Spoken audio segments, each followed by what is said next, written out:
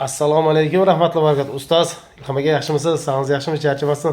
Mana bugun men O'zbekistonga safar bilan keldim. Nima bor hadis? Safar qilgan erkakni Alloh rizqini keng qiladi deydi-ku. Mana bugungi safarimiz Shohjahon aka Sev magazini, sizni shogirdingiz, bizlar ham sizni shogirdingiz. Assalomu alaykum ustoz, zo'rmisiz? Boshimiz osmonga yetdi Qozog'istondan akalarimiz kelgani uchun. Zo'r. Ustoz, niyatlaringiz qabul bo'lsin. Umra safarda ekansiz.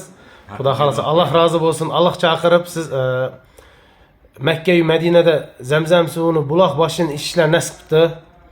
Buloq boshini suv ichayotgan paytingizda Allohdan so'rang, Xudo xolasa sizga jannatda Kavsar suvlari ichishni nasib qilsin.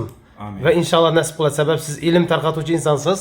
Qarang ustoz, Shohjahon akani ofisidamiz. Mana ofis va mana magazini. Men o'zim xursand bo'ldim. Magazinda nima degan Qozog'istonda bunday magazin hali ko'rmaganman. Balkim bor chiqar, yo'q deb aytmayman. Sharoiti ham zo'r, ofis ham zo'r qo'ygan. Mana o'zi keyin mana nimasi ham tayyor.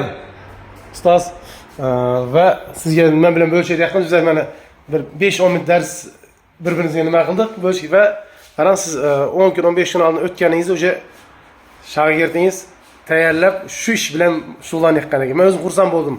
Kuniga ertalab deydi, ofisda o'tirganimda deydi, mana ofisimda o'tirganda deydi, o'ngga qarab deydi, shunday qarab deydi, bugun nima ish qilsam, nima bari turibdi hafizxonaga deydi. Tupa deydi, boyasi aytmoqchi, kazini vazyapman deydi. Ustoz baringizga shukr. Mana shogirdlar ustozni orqasida ko'rishib turibmiz. Siz bo'lmasa ko'rishmar ekanmiz. Siz qarang, ikkita odamni bitta birlashishiga ham siz sababchi o'ylaysiz. Yoki ilmda. Baringizga shukr. Rahmat ustoz. Sog' bo'ling. Shoshang. Zo'r ustoz, Alloh rozi bo'lsin, rahmat. Ana, sog' bo'ling.